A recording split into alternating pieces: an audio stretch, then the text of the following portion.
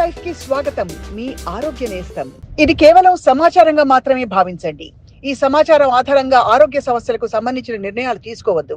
అందుకోసం వైద్య నిపుణులను సంప్రదించండి. సో అంటే అనేక కారణాలు చెప్పారు. సో మరి ఇక్కడ ఫర్ ఎగ్జాంపుల్ రైనోప్లాస్టీ లాంటివి మాక్సిలోఫేషియల్ సర్జరీ కింద వస్తుందా లేదా అది మీరు చేసేది కాదు?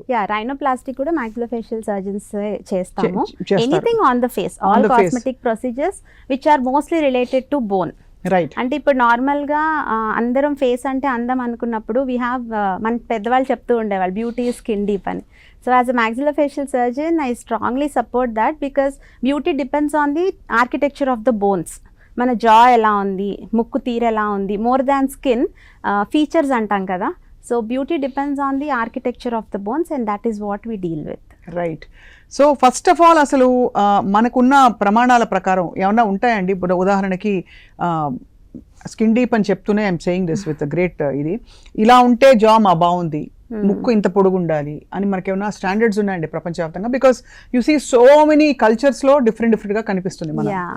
యాక్చువల్లీ ప్రతి ఎథ్నిసిటీతో the shape of the face changes. But Fibonacci series అని da Vinci uses to use it in all his paintings. So that is what is considered as standard for facial proportions అనమాట. So more or less we follow that. We divide the face into 3 thirds, upper third, middle third, lower third ani. So we see that they are in proportion while we are doing any surgery. So ఊరికే అనలేదు Mona Lisa అందం అని చెప్పి. ఆవిడ ఎందుకు నవ్వుతుందో ఎవరికి అర్థం కాలేదు కానీ. ఇది కేవలం సమాచారంగా మాత్రమే భావించండి. ఈ సమాచారం ఆధారంగా ఆరోగ్య సమస్యలకు సంబంధించిన నిర్ణయాలు తీసుకోవద్దు. అందుకోసం వైద్య నిపుణులను సంప్రదించండి.